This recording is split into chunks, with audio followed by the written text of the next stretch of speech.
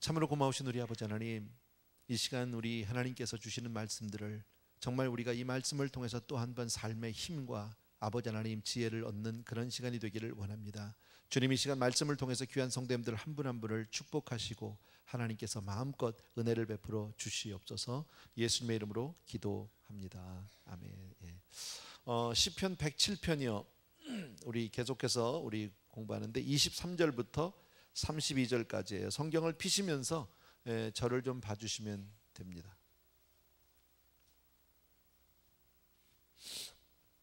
아마 여러분들이 신문 기사나 혹은 그 뉴스 같은 데서 가끔 접했던 그런 내용인데 하나 읽어드릴게요. 사는 게 너무 힘들어요. 엄마 끝까지 못 지켜드려서 죄송해요. 전지훈련 중 이탈을 해서 스스로 목숨을 끊은 23살 여자 축구선수 A씨는 유서를 통해 삶에 대한 중압감을 간접적으로 표현했다. 편지지 석 장 분량의 유서에서 A씨는 항상 고생만 시켜드린 엄마 곁에서 끝까지 지켜드리지 못해서 죄송해요 라며 세상 사는 게 너무 힘들었어요. 선배님들과 감독님께도 죄송해요 라고 착잡한 심경을 드러냈다. 23살밖에 안 난 젊은 우리 자매가 이렇게 스스로 생명을 마치면서 쓴 유서 가운데 일부입니다. 얼마나 힘들었을까.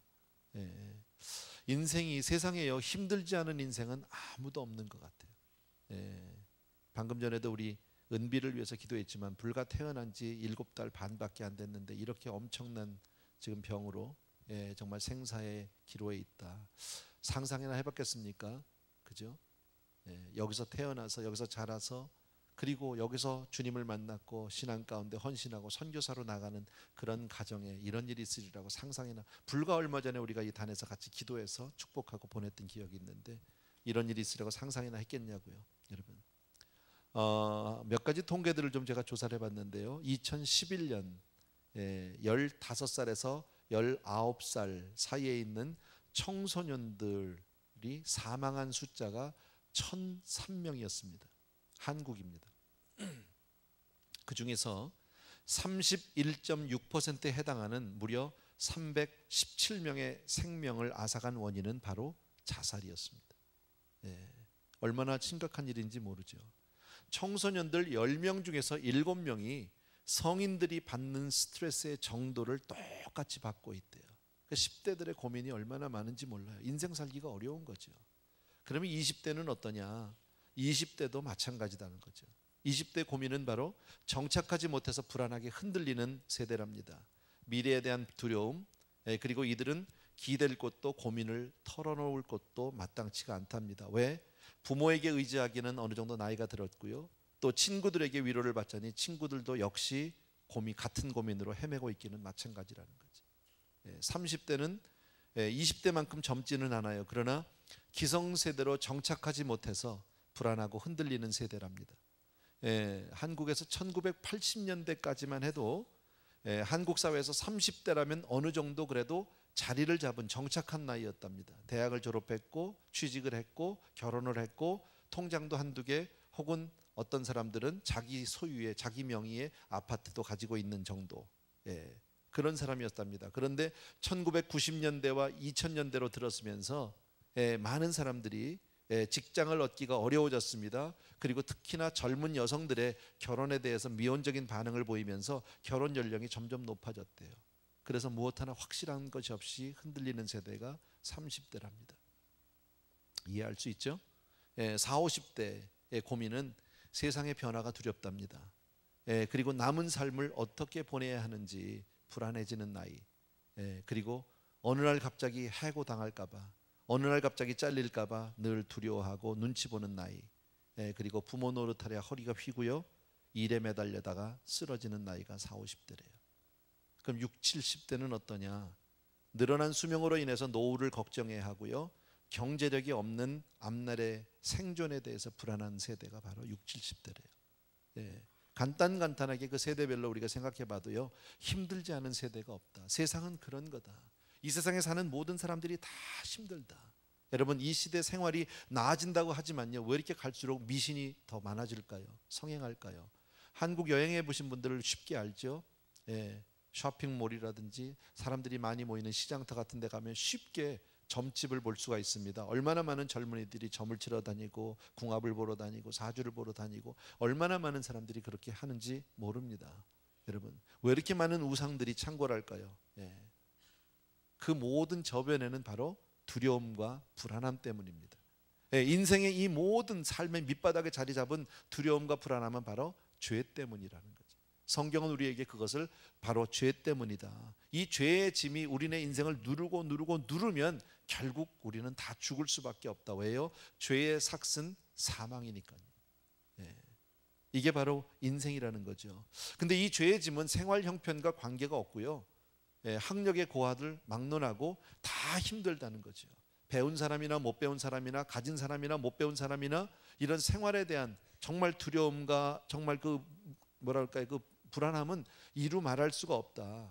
그 삶에 대한 중압감을 느끼지 않는 사람이 아무도 없다. 심지어는요, 성경에 보면 사도 바울은 정말 주님을 위해 살려고 헌신한 사람이잖아요. 근데 그가 뭐라고 얘기합니까? 오호라 나는 곤고한 자로다. 누가 나를 이 사망의 몸에서 건져내랴. 사도 바울도 예외가 아니었었다라는 겁니다. 예. 성경은 한마디로 우리에게 이렇게 말씀합니다. 인생의 근본적인 죄의 문제를 해결하지 않고는 그 누구도 이 세상에서 행복할 수 있는 사람이 없다. 그 누구도 편안할 수 있는 사람이 아무도 없다. 이 죄의 문제 때문이다라는 겁니다. 바로 여기에 대해서 오늘 우리가 다시 한번 보는 이 시편 107편은 정말 자세하게 그것을 설명해 주고 있습니다. 여러분 기억하실지 모르겠지만 시편 107편의 제일 처음의 시작은 뭡니까? 왜 인생이 하나님을 찬양할 수밖에 없는지, 왜 우리가 하나님을 찬양해야만 하는지에 대한 자세한 이유를 설명해 주고 있고요. 그리고 나서 우리네 인생이 어떤 형편에 놓여 있는지를 여러 모습으로 여러 각도에서 조명해 주고 있습니다. 제일 첫 번째 보았던 것이 바로 뭐냐면요, 정말 길이 없는 사막에서 끝없는 그 광야에서 방황하는, 어딘가 무엇을 찾아가겠다고 내가 거할성을 찾기 위해서 그렇게 몸부림을 치고 찾지만 끝끝내 찾지 못하고 방황하다가 지쳐서 쓰러진 영혼을 잘 보여주고 있었고요. 두 번째에서는 그 차고 무섭고 깊은 감옥 속에 손발이 꽁꽁 묶인 채로 정말 그 논문과 쇠빗장으로 꽉 묶여있는, 전혀 소망이 없는 곳에 그냥 묶여서 꼼짝달싹할 수 없이 죽어가는 모습. 그 다음에 세 번째는 뭡니까? 정말 아무것도 할 수 없이 병상에 누워서 눈만 꿈뻑꿈뻑하면서 하루하루 죽을 날만 기다리는 그 인생을 지난번에 말씀했다. 근데 이 세 가지, 지난번에 봤던 그 세 가지 형편에 다 공통점이 있어요. 오늘 본문도 마찬가지고요. 공통점이 뭐냐면 근심 중에 그들이 부르짖음해라는 단어입니다. 여러분 다 같이 한번 따라합시다. 근심 중에 그들이 부르짖음해. 이게 키워드였었어요. 근심 중에 부르짖음에 하나님이 그들을 구원해내신 줄로 믿습니다. 예, 이것을 오늘 성경에서 또 한 번 보여주고 있는데, 오늘 본문에서는 뭘 보여주고 있냐면요, 큰 폭풍과 파도 가운데 그 일렁이는 바다 한복판에 떠있는 아주 작은 배, 그 안에 있는 내 모습입니다. 어쩔 수 없는 내 모습, 정말 아무것도 할 수 없는 그 인생을 구원하신 하나님을 우리에게 보여주고 있다. 인생은 마치 그런 큰 바다 속에 있는 바다와 같지 않냐는 말이지. 우리가 살아가는 인생이 그렇잖아요. 23절부터 26절까지를 제가 읽을 테니까 여러분들 눈으로 한번 같이 보아주시면 좋겠습니다. 선척을 바다에 띄우며 큰 물에서 영업하는 자는 여호와의 행사와 그 기사를 바다에서 보나니, 여호와께서 명하신즉 광풍이 일어나서 바다 물결을 일으키는도다. 저희가 하늘에 올랐다가 깊은 곳에 내리니 그 위험을 인하여 그 영혼이 녹는도다. 아멘. 여러분 이 장면을 한번 여러분이 마음속으로 그림을 그리고 연상을 해보시기 바랍니다. 혹시 잘 기억이 안 나면 뭐 정확하진 않지만 타이타닉 영화 보신 적 있죠? 그 타이타닉 영화의 마지막 배가 그 침몰하는 그 장면을 한번 마음속으로 그려보시면 어렴풋이 맞아질 것 같습니다. 지금 우리가 어디 있습니까? 정말 높은 파도가 일렁이는, 그 파도가 몰아치는 폭풍이 있는 그 바다 한가운데 우리들이 있다라는 거죠. 여러분 그 폭풍이 있는 바다 한가운데 작은 배가 있고요, 그 배가 지금 엄청난 어려움 가운데 있다라는 거예요. 성난 파도와 울부짖는 그 광풍 속에서 정말 배를 세차게 내리치고 막 뒤흔들기 시작을 하는데 얼마나 무섭고 두려운지 모른다. 여러분 혹시 그렇게 큰 파도를 보신 적이 있습니까? 그런 엄청난 바다 한복판에 있어 본 적이 아마 우리 가운데는 없겠죠. 여러분 끔찍하고 두렵고 정말 아무것도 할 수 없는, 어찌할 바를 모르는 그런 상황이다. 여러분 저는 그 타이타닉 장면에 보면 마지막에 그 배가 침몰할 때 막 서로 살겠다고 뭐 별 방법들을 다 쓰잖아요. 예, 그러나 속수무책이죠. 아무것도 할 수 없는 거죠. 어떤 사람은 아예 초저녁에 그냥 자포자기한 사람도 있었고요. 마지막에 주인공이 그렇게 하던가요? 그 주인공 여자와 함께 그 배 맨 끝에 그 난간 같은 데 자기 몸을 꽁꽁 묶어서 막 거기서 떨어지지 않으려고 하고 물에 빠지면서 내 손 꼭 잡으라고 놓치지 말라고 그렇게 했는데 물에 빠져서 파도에 휩쓸리다 보니까 나중에 보니까 없어요. 손도 없고 배에서도 자기는 떨어져 나왔고 바다 한복판에 그냥 혼자서 또 놓여 있고 물속으로 들어가고 하는 그런 장면들 아마 여러분 기억하실 거예요. 그 모습을 오늘 성경에서 한마디로 그 위험을 인하여 그들의 영혼이 녹는도다. 얼마나 무서웠으면 영혼이 녹았다고 얘기합니까? 뭐 간담이 서늘한 정도가 아니라 이건 완전 영혼이 녹았다고 얘기한다. 또 27절에 저희가 이리저리 구르며 취한 자같이 비틀거린다. 여러분 그냥 어마어마한 그 파도가 그냥 내리칠 때마다 그냥 균형을 잃고 사람들이 이리 굴르고 저리 굴르고 내동댕이 치는 그러한 모습들. 여러분 폭풍이 무서운 파도 속에서만 높이 올라갔다 바닥으로 쭉 떨어지면서 몸이 위로 솟구치기도 하고 바닥으로 구르기도 하고 이쪽에 치였다 저쪽에 앞으로 갔다 뒤로 갔다. 여러분 모든 노력을 다 해봅니다. 살겠다고 몸부림쳐보지만 무슨 노력을 해도 다 속수무책이더라는 거죠. 아무것도 할 수 있는 것이 없더라. 온갖 방법을 다 써봐도 아무런 소용이 없더라. 여러분 배는 그냥 여전히 파도 속에 이리 흔들리고 저리 흔들릴 뿐이더라. 언제라도 침몰할 위기 같은 데 있고요. 혹시 침몰하지 않더라도 큰 파도에 부딪혀서 배가 두 동강 날 것 같은. 여러분, 이게 우리 인생 아닌가요? 여러분, 인생 살면서 여러분 편안한 사람이 있어요? 쉬운 사람이 있어요? 우리가 젊었을 때, 어렸을 때 우리가 꿈꾸던 인생은 분명히 이렇지는 않았어요. 그죠? 아마 여러분도 그랬을 거예요. 저도 그랬습니다. 젊은 시절에 부모님을 바라보면서 적어도 난 저렇게는 안 산다. 나는 저거보다는 낫게 산다. 왜 저런 거 가지고 그렇게 못해? 저렇게 왜 저렇게 바보같이 살아? 라고 기성세대들에 대한 어떤 실망, 비난 있었어요. 근데 막상 살아보니까요 부모님 세대만큼 살기도 어렵더라고. 살아보니까 그래요. 인생의 고민이 뭐예요 여러분요? 정말 우리 고민 다 털어놓고 보면요 하루 세 끼 밥 먹고 살자는 거 아니야? 근데 그게 어려워. 그게 힘들어. 큰 꿈을 갖는 것도 아니고 세상에서 대단히 유명해지자는 것도 아니고 높아지자는 것도 아니에요. 그냥요 내 식구들 그저 편안하게 살면서 그냥 그렇게 행복하게 살고 싶은 그게 다예요. 소박한 꿈이에요. 근데 그게 그렇게 어려워요. 때로는 세상 가운데서 내가 대단히 성공을 부여잡은 것 같기도 한데요 하루아침에 갑자기 큰 고난에 내가 내동댕이 칠 때가 한두 번이 아니더라. 신문에서인가요? 어제 밤인가요? 제가 뉴스를 신문을 잠깐 보는데 그냥 타이틀만 저는 인터넷에서 그냥 대충 타이틀만 봅니다.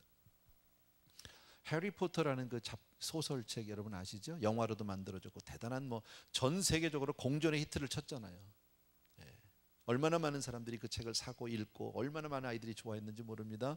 그 작가는 전 세계 최고의 이제 소설가가 됐습니다. 뭐 돈은 이루 말할 수도 없고요.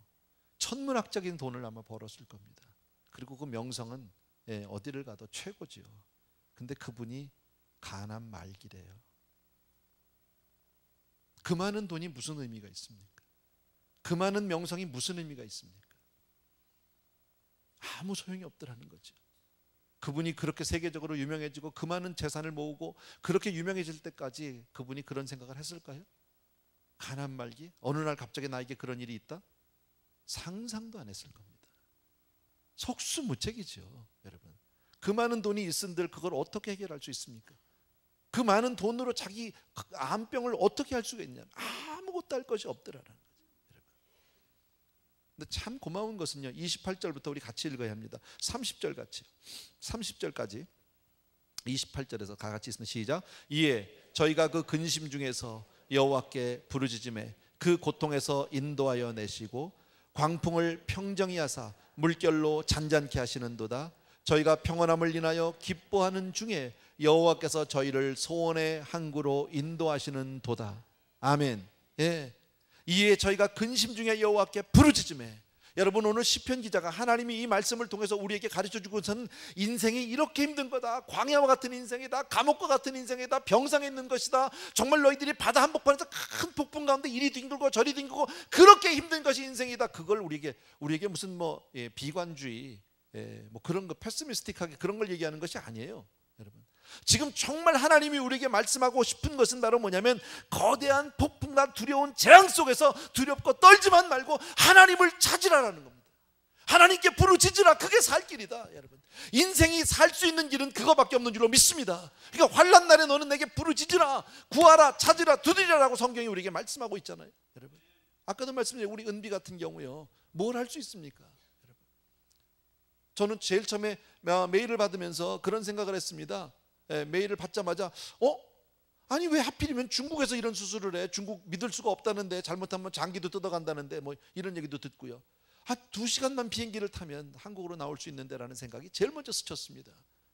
근데 그럴 수 없으니까 못 나왔겠죠.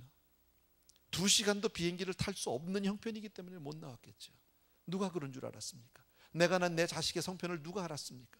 여러분, 우리 윤정아 권사님 아까 2부 예배 왔다 가셨는데, 할머니가 정말 믿음이 있으니까 예배 와서 하나님 앞에 기도하고 이러고 가죠. 견딜 수가 없는 거예요. 외동딸입니다. 여러분, 외동딸 하나 있는 거 시집 가서 지금 둘이서 오손도손 살면서 아기 하나 낳아서 얼마나 좋아하셨는지 몰라요. 너무너무 이뻐하셨어요. 여기서 태어난 아이들이잖아요. 미국에서 다 교육받고 대학 교육 이상 받은 아이들이잖아요. 여기서 얼마든지 잘 살 수 있잖아요. 그런데 아이들이 둘이서 마음을 합해서 선교사로 가겠다는 거예요. 헌신하겠다는 거예요. 여러분, 권사의 마음으로서는 선교사 간다면 할렐루야죠. 축복해드려야 될 일이지만 엄마의 마음으로서 그랬을까요? 엄마의 마음으로서는 아니죠. 여기서 사는 게 낫죠. 그냥 여기서 선교사를 후원하는 게 낫겠죠. 어쩌보면요, 기도하는 게. 근데 자기들이 직접 가겠다는 거죠. 그 오직까지요. 그런데도 권사님 보냈고 둘이서 아기를 낳아서 깐난쟁이를 데리고 가는데 그 마음이 어땠겠습니까? 그렇게 보내는 권사님 마음도 쉽지는 않았을 겁니다. 그런데 불과 몇 달 만에 지금 이렇게 소식이 들려오고 아이가 수술을 하고, 여러분, 호흡이 멈췄다고 얘기가 나오고, 뭐 이렇게 좀 인터넷을 저도 나름대로 좀 찾아봤더니요, 생존 확률이 거의 없어요. 미안하지만요. 뭐 수술만 하면 납니다 이런 게 아니더라고요. 수술을 해도 아이가 살아날 수 있는 확률이 거의 없다라는 게 지금 현대 의학에서 나오는 거예요. 뭘 할 수 있습니까? 여러분, 그럴 때 우리에게 정말 우리가 부르짖을 주님이 있음을 감사할 줄로 믿습니다. 여러분, 오늘 성경에서 얘기하고 있는 건 너무 간단한 얘기입니다. 힘드냐? 너희들 인생이 어떠냐? 정말 너희들 인생이 정말 어려우면 부르짖어라, 기도해라, 내게 매달려라. 지금 오늘 그 얘기를 하고 있는 겁니다. 여러분, 저와 여러분의 인생을 한번 봅시다. 각자의 인생을 한번 생각해 보자는 거죠. 여러분의 인생은 여러분이 생각한 대로, 여러분이 계획한 대로, 여러분이 그렇게 바라던 대로 그렇게 되어져 왔습니까? 어떻습니까, 여러분? 내 인생이 내 뜻대로 된 사람이 몇이나 있습니까? 예를 들어서 우리가 결혼할 때 다 결혼했는데, 결혼하면서 다 핑크빛 꿈을 꾸면서 우리 결혼했잖아요. 다른 사람은 몰라도, 다른 사람들 뭐 이혼 소식도 들었고 싸웠다는 얘기도 듣고 별의별 얘기를 다 듣고 주변에서 봤어도 나는 괜찮으리라고 생각했잖아요. 그리고 결혼했는데 지금 여러분 각자의 결혼 생활의 점수가 어때요? 한 90점 되세요? 80점은 되나요? 아니, 50점은 됩니까? 그게 우리의 현실 아니란 말이죠. 내가 이렇게 될 줄 몰랐잖아요. 제가 3부 예배 들어오기 바로 직전에도 젊은 부부가 와서 기도해달라고 해서 기도를 해줬습니다. 부부가 눈물만 뚝뚝 흘리면서 기도를 받고 갔습니다. 결혼해서 두 사람이 아기를 가졌어요. 그래서 지금 임신 7개월이 된 거예요. 병원에 갔어요. 병원에서 계속 검사를 하니까요. 근데 아이가요, 언청이라는 거예요. 어떻게 해야 돼요? 어떻게 해야 되냐고, 이럴 때요. 여러분, 누가 그런 아이가 내 뱃속에 있을 줄 누가 알았습니까?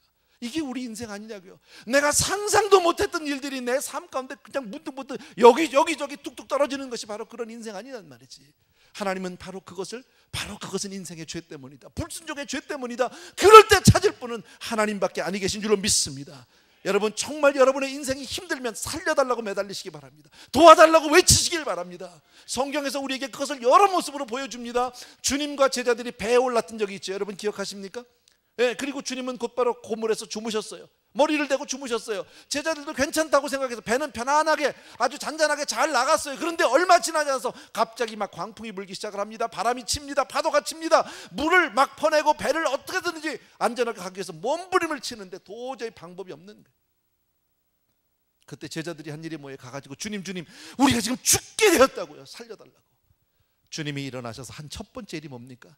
잠잠하라 했었습니다. 파도야 잠잠하라. 그 말씀 한마디에 파도가 잠잠해진 줄로 믿습니다. 여러분, 인생은 오늘 성경에서요 정말 힘겨운 인생 항해로 우리에게 보여주고 있다. 오늘 본문을 보시면 아까 23절에 선척을 바다에 띄우며 큰 물에서 영업하는 자는 여호와의 행사와 그 기사를 바다에서 본다고 그랬어요. 마치 세상을 사는 것이 항해하는 것과 같다. 여러분, 우리가 세상에 태어나는 것은 곧 인생의 배에 오르는 거예요. 첫 발을 디디자마자 배는 곧바로 출발합니다. 아주 순탄하게 편안하게 쫙 나갑니다. 햇빛은 쫙 비칩니다. 꿈이 있습니다. 그리고 저쪽 멀리의 목적지까지 나는 빠르고 편안하게 도착하리라고 확신합니다. 조금도 의심하지 않습니다. 바람도 적당히 불어주고 얼마나 고마운지 모릅니다. 물론 남들이 어떤 그 폭풍을 경험했다, 곤경에 빠졌다는 얘기에 대해서 들었어요. 폭풍에 대해서도 들었어요. 구명보트가 왜 있어야 하는지에 대해서 들었지만 그것은 나하고 상관이 없다고 생각을 했다는 거예요. 그건 내 얘기는 아니라고. 나는 아무 문제도 없을 것이고 아무 일도 일어나지 않고 편안히 잘 갈 거라고 그렇게 나는 생각했다. 그런데요, 잠시 후에 얼마 가지 않아서 바다가 잔잔하지 않다는 것을 알게 됩니다. 우리 인생이 그랬잖아요.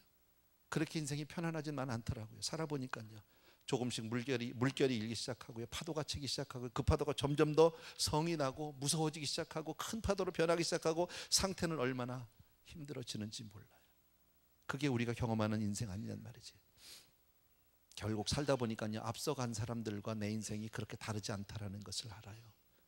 부모님 세대와 우리가 뭐가 얼마나 다릅니까, 여러분? 삶은 결코 평탄한 항해가 아니더라고요. 살아보니까 그렇더라고요. 성경은 오늘 우리에게 그것을 말해줍니다. 왜 인생은 그렇게 고난의 바다 가운데 있느냐? 바로 불순종의 죄 때문이다. 한마디로 사람들이 이것을요 해결해 보려고 노력을 안 했을까요? 얼마나 많은 노력을 했습니까? 세상에 지식이 얼마나 많이 발달이 됐고요, 과학이 얼마나 발달이 됐고, 의학이 얼마나 발달이 됐고요, 정치가 얼마나 많이 좋아졌고요, 그리고 철학과 종교가 안 해본 게 없습니다. 근데 삶의 질이 좋아지지 않아요. 전에도 제가 이런 말씀 드렸죠. 여러분, 지금 우리 세대와 우리 자녀들의 세대를 우리가 비교해 본다면 앞으로 어느 세대가 더 힘들 것 같으세요? 우리 자녀들 세대는 좀 편안할 것 같으세요? 이렇게 좋은 물질 문명, 과학의 발달, 교육의 발달로 더 좋아질 것 같으세요? 아니요. 우리보다 훨씬 더 어려울 것 같아요. 그게 우리 아니에요? 왜 그럴까요, 여러분? 세상은 전부 이 세상을 잘 살기 위해서 몸부림치면서 사는데 어떻게 해서 세상을 발전시켜 보려고 이런저런 노력을 다 해봤는데 여러분, 안 되잖아요. 며칠 전에도 제가 어느 성도님하고 만났어요. 그래서 이런 얘기 저런 얘기 하는데 이런 뭐 흔히 듣던 얘기죠. 요즘에 경기가 참 어려워요. 힘들어요. 제가요 89년도부터 사역했거든요. 89년도부터 지금까지니까 약 25년 사역을 했는데 한 번도 경기가 좋다는 얘기를 들어본 적이 없어요. 괜히 엄살이었을까요, 성도님들이? 아니요. 그게 우리의 현실이에요. 우리가 느끼는 그 삶의 무게가 그렇게 무거운 거예요. 힘든 거예요, 여러분. 나는 이렇게 파도 치는 인생, 이런 바다 한복판에 내가 있으려고 상상을 해보지도 않았어요. 여러분, 얼마나 무기력한지 몰라요. 뭘 해도 안 되는 거예요. 내 인생이 내 뜻대로 안 되는 거 우리 너무 잘 알잖아요. 그죠? 성경은 그것을 그들이 이리저리 구르며 취한 자같이 비틀거린다. 인생이 삶을요 정직하게 대면할 때 인생의 지혜가 아무 소용이 없어요. 그것을 이렇게 얘기해요. 지각이 혼돈하도다. 지각이 혼돈하다는 뜻은 뭐예요? 우리가 할 수 있는 거 다 해봤는데 별 소용 없더라. 있는 힘을 다 해봤는데, 모든 노력을 다 해봤는데 아무것도 도움이 되지 않더라라는 겁니다. 이건 우리 어르신들은 절감하실 거예요. 안 돼요. 뭐 하나 내 뜻대로 되는 게 있나요? 아무것도 안 돼요. 그러면 성경은 우리에게 이렇게 정말 부정적인 것을 우리에게 가르쳐 주려고 쓴 거냐? 아니다라는 거예요. 그러나 거기에 정말 우리가 나아갈 길이 있고 우리가 찾아야 될 정말 하나님의 은혜가 있다라는 사실입니다. 예. 오늘 그 말씀이 아까 우리가 읽었던 이에 그들이 그들의 고통 때문에 여호와께 부르짖음에 그가 그들의 고통에서 그들을 인도하여 내셨다. 예. 매 절마다 나오는 거예요. 이게 지금요. 매 사건마다 나오는데 고통 중에 근심 중에 부르짖음에 하나님이 와서 도와주셨다. 여러분 우리가 기도할 때 하나님이 도와주실 줄로 믿습니다. 우리의 도움은 하나님밖에 아니 계신 줄로 믿습니다. 여러분 그러니까 힘들면 부르짖어야 하는 거예요. 매달려야 하는 거예요. 살려달라고 해야 되는 거예요. 도와달라고 해야 되는 거예요. 그런데 인생이 얼마나 기도를 안 하는지 몰라요. 끈질기게 안 합니다. 끈질기게 안 해요. 여러분 도와달라고만 하면 하나님이 살려주신다는데 안 합니다. 안 합니다. 여러분 29절과 30절에 보면요, 광풍을 고요하게 하사 물결도 잔잔하게 하시는도다. 누가요? 주님이요. 그들이 평안함으로 말미암아 기뻐하는 중에 여호와께서 그들을 바라는 항구로 인도하신다. 우리 인생은 내가 갈 수 있는 것이 아니라 하나님이 인도해 주셔야 가는 게. 아멘. 예. 그러니까 삶의 주권이 내게 있지 않아요. 보면은요, 내 뜻대로 내 인생을 살 수 있는 게 아니에요. 내 마음대로 안 사라지는 거예요. 하나님이 도와주셔야 하는 거예요. 예, 나는 이 말씀을 보다가 참 감사했어요. 왜요? 성경에 그렇게 직접적인 표현은 없지만 이렇게 말씀하죠. 저희가 부르짖음에 그가 그들의 고통에서 그들을 인도하여 내시고 광풍을 고요케 하시고, 이 말씀을 하는데 어떤 장면이 나오냐면 주님이 찾아오셨다라는 거예요. 여러분, 내가 부를 때 주님이 내게 찾아와 주신다. 얼마나 감사한 일입니까? 주님이 내게로 오신다. 그 수많은 사람 가운데 내가 부르짖을 때 주님은 나를 찾아오시는 주님인 줄로 믿습니다. 아멘. 정말 그런데 내가 어떤 사람입니까? 불순종한 사람입니다. 하나님 앞에 죄악을 범한 사람입니다. 하나님을 모른다고 외면했던 사람입니다. 하나님 앞에 충성했던 사람이 아닙니다. 하나님의 가슴을 얼마나 아프게 했던 사람인지 모릅니다. 그럼에도 불구하고 내가 부르기만 하면 주님이 와주신다라는 거예요. 여러분, 왜 그럴까요? 왜 하나님이 우리를 포기하지 않으실까요? 왜 하나님이 우리를 버리지 않으셨을까요? 여러분, 세상에 대해서 우리가 그렇게 죄 가운데 살고 정말 그렇게 세상의 비참함 속에 빠져 있음에도 불구하고 끝까지 하나님을 모른다고 외면했던 난데 왜 하나님이 내가 부르짖을 때 찾아와 주실까요? 왜 하나님은 그런 나를 위해서 하나밖에 없는 아들 예수 그리스도를 주셨을까요? 이유는 하나예요. 하나님이 세상을 이처럼 사랑하세요.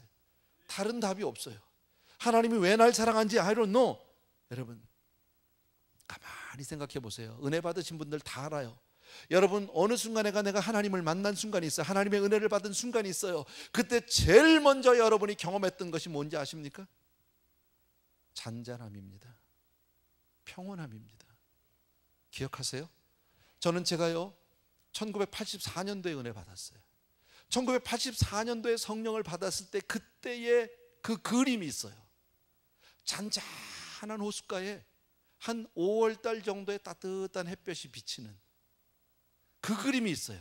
제 가슴 안에, 내 심령 안에 항상 있어요. 물론 그 이후에도 내 삶은 환경적으로는 업앤다운이 참 많이 있었어요. 힘들 일도 많이 있었고 화난 일도 있었지만 내 안에 있는, 내 마음속에 있는 참된 이 평안은 누구도 빼앗아갈 수 없는 줄로 믿습니다. 아멘. 이것은 누가 주신 겁니까? 주께서 주신 줄로 믿습니다. 여러분, 우리가 잘 아는 찬송가 있잖아요. 내 평생에 가는 길 순탄하여 늘 잔잔한 강 같든지 큰 풍파로 무섭고. 왜 나만 하죠 근데? Anyway, 2부도 그랬고 1부도 그랬어. 나만 했어요.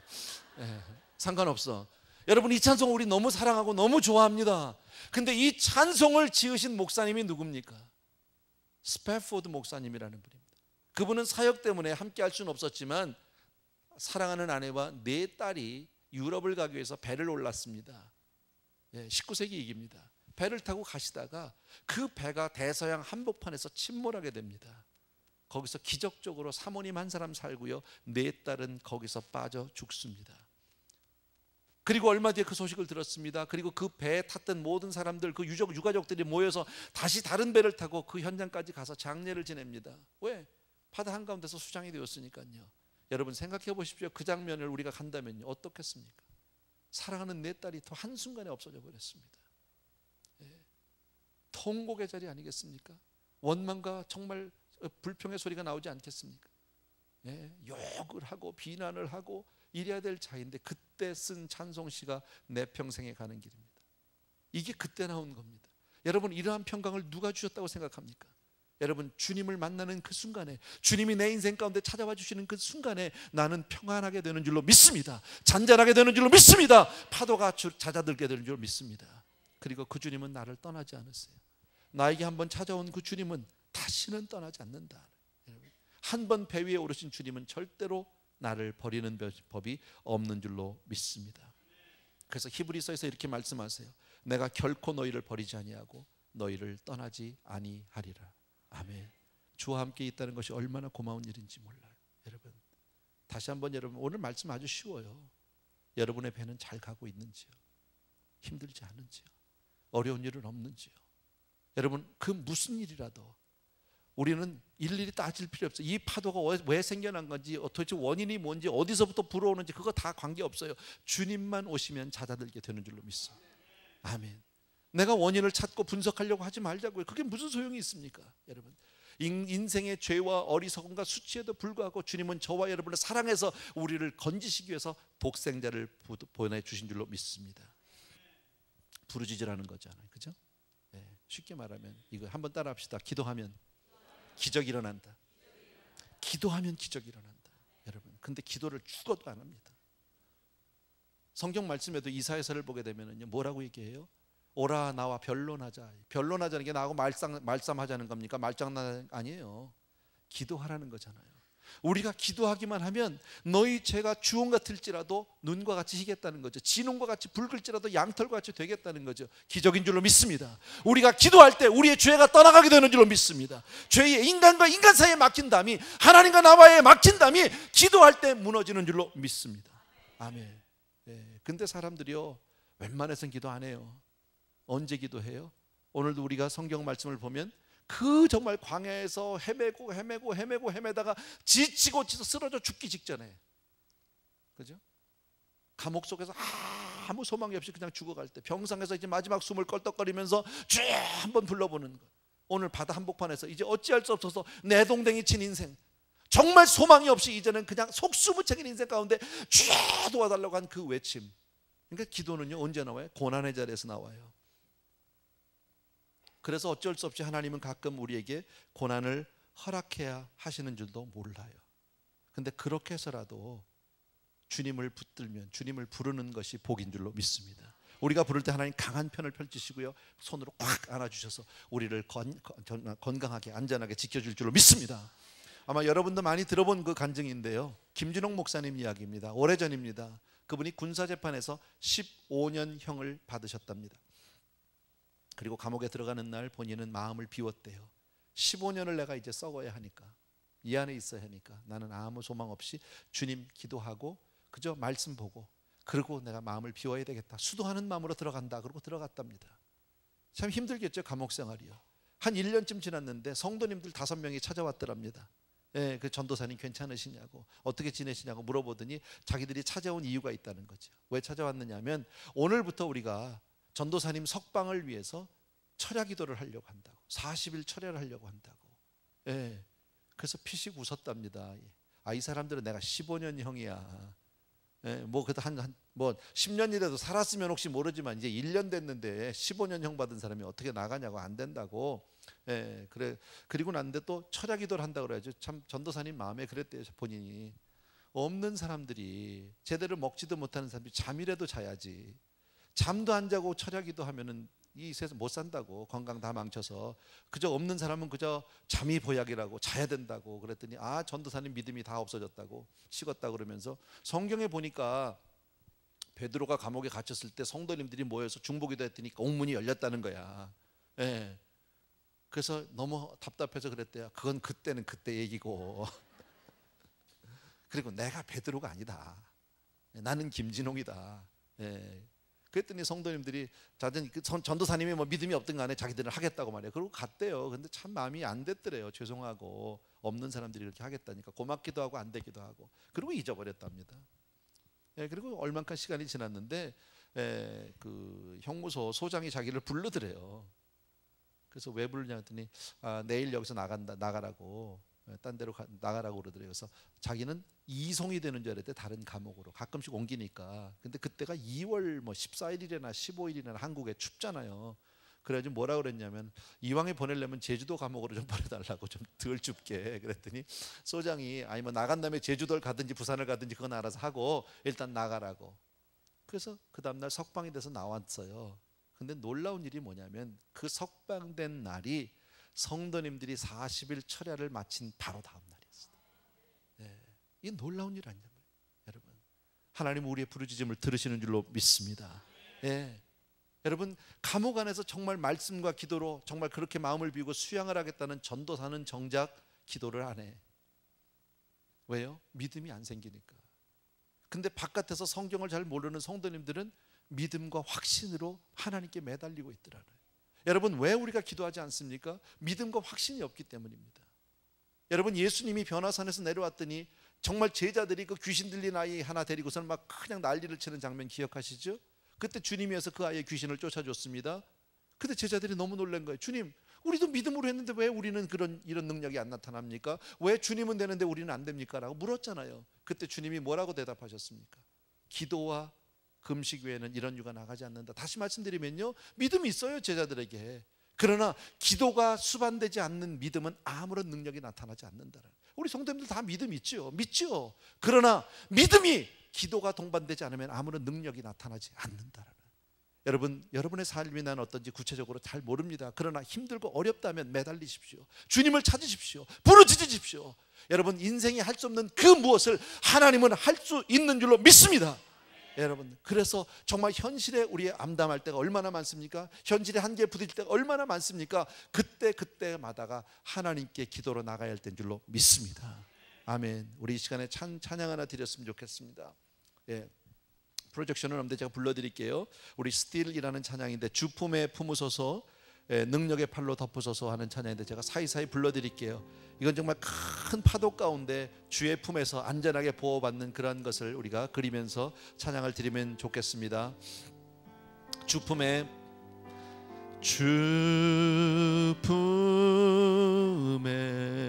품으소서, 품으소서,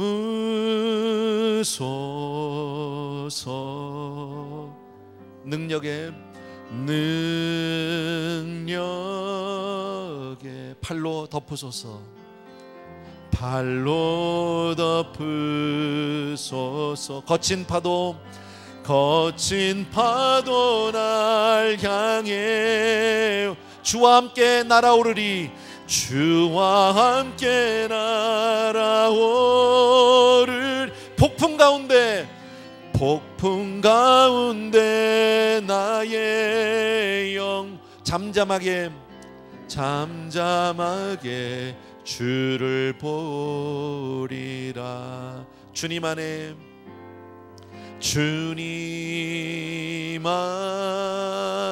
나 거하리,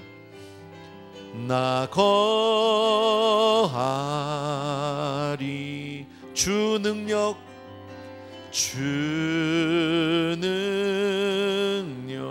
나 잠잠히 믿네, 거친 파도 날 향해 주와 함께 날아오르리, 주와 함께 날아오르리. 폭풍 가운데 나의 영 잠잠하게 주를 보리라. 잠잠하게 주를 보리라. 이 시간 같이 한번 기도하길 원합니다. 여러분, 각자의 형편과 사정을 나는 잘 알지 못합니다. 그러나 여러분 삶 가운데 정말 하나님이 도와주지 않으면 안 되는 일들이 있을 것입니다. 그것이 경제적인 일일 수도 있고요, 그것이 자녀의 문제일 수도 있고요, 그것이 어쩌면 건강의 문제일 수도 있고 여러 가지 문제들이 있을 것입니다. 하나님 오늘 또 한 번 말씀을 통해서 우리에게 확인시켜 주셨습니다. 부르짖으면, 너희들이 나를 부르면 내가 도와주겠다고 오늘 말씀해 주셨습니다. 건져주시겠다고 말씀해 주셨습니다. 위에서 기도해 주시기 바라고요. 아울러서 기도할 때 우리 은비 위해서도 한 번 더 기도해 주시면 좋겠습니다. 같이 기도합니다. 사랑하는 아버지, 이 시간 우리 귀한 성도님들과 더불어서 간절히 간구하고 아버지 하나님의 주의 은혜를 진심으로 감사를 드립니다. 아버지 하나님의 구비세할 기도에 말씀하십시오.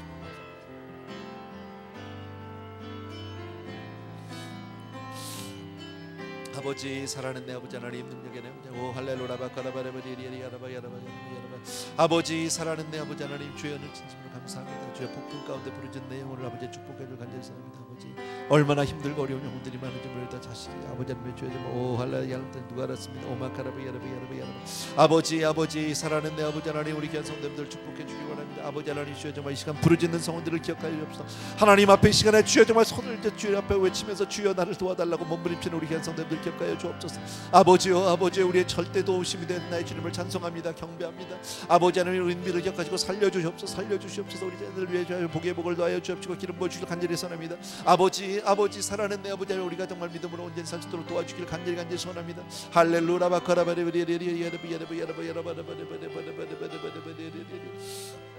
아버지, 사랑하는 내 아버지, 우리가 민족으로 그렇게 살 수 있도록 도와주 간절히 선합니다. 오 할렐루야 오 할렐루야. 우리 자리에서 다 일어나셔서 주품에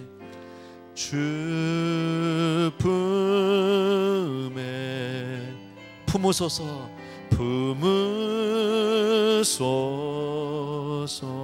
능력의 팔로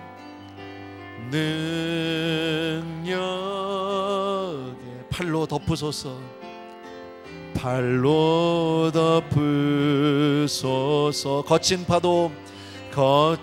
파도 날 향해 주와 함께 날아오르리. 주와 함께 날아오르리. 폭풍 가운데 나의 영 잠잠하게 주를 보리라. 주님 안에 나 거하리. 주님 안에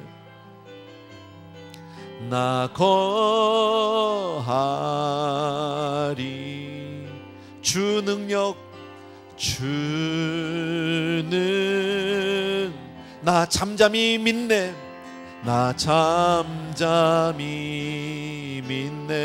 거친 파도 날 향해 와. 주와 함께 날아오르. 폭풍 가운데 나의 영 잠잠하게 주를 보리라. 사랑하는 아버지, 오늘도 주 능력 앞에 우리들의 삶을 내려놓기를 원합니다. 이런저런 모양으로 우리가 정말 아버지 하나님이 얼마나 많은 절망을 경험하고 사는지 모릅니다. 하루에도 수십 번씩 아버지 하나님이 주저앉고 싶을 때도 있었습니다. 내 인생길을 돌아보면서 몇 번이고 이 삶을 마감하고 싶을 때도 있었을 것입니다. 사랑하는 아버지, 믿음 안에 있으면서도 아버지 절망하고 정말 아버지 좌절할 때가 한두 번이 아니었습니다. 그럴 때마다 하나님 앞에 주여 부르짖지 못한 것 용서해 주시기 원하고, 오늘 또 한번 주의 말씀을 통해서 부르짖으라고 말씀하신 아버지 하나님, 너는 내게 부르짖으라 내가 너에게 응답하겠다고 말씀하신 아버지, 사랑하는 성도님들의 간구를 들으시옵소서. 그리고 오셔서 우리를 건져주시고 우리를 간찬잔케 하여 주시기 원하고 모든 고통으로부터 자유케 하여 주시옵소서. 오늘도 예배를 주심을 진심으로 감사하고, 하나님, 우리 사랑하는 성도님들이 예배를 통해서 아름다운 예물을 통해서 내 삶을 주님께로 드리고 있습니다. 주의 도우심을 청하고 있습니다. 도우시옵소서. 그리고 오셔서 우리 사랑하는 성도님들을 건져 주시옵소서. 특별히 우리 은비를 기억하시고 하나님 건져 주시옵소서. 이제는 우리 주 예수 그리스도의 은혜와 하나님 아버지의 그 무한하신 그 사랑하심과 성령님의 함께 하시고 영원토록 지켜주시는 놀라운 은혜가 이 자리에 함께한 모든 사랑하는 성도님들을 위해 이제로부터 영원토록 함께 계실지어다. 아멘.